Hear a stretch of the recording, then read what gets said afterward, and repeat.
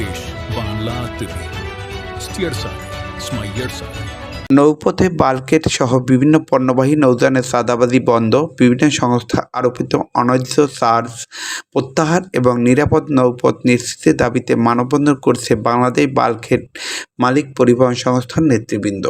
22শে জুলাই 2026 বিকাল 4টায় জাতীয় প্রেস ক্লাবের সামনে প্রতিবাদী মানববন্ধন অনুষ্ঠিত হয়। মানববন্ধনে সভাপতিত্ব করেন বাল্কেট মালিক পরিবহন সংস্থার সভাপতি মোহাম্মদ বোরহান বুলু।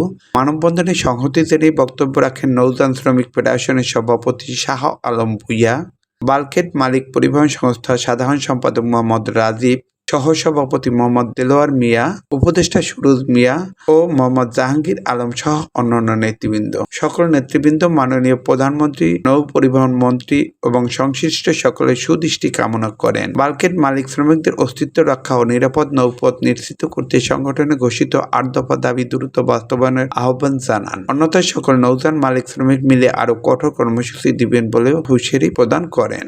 দেশ বাংলা টিভি স্টিয়ার সাথে স্মাইয়ার সাথে।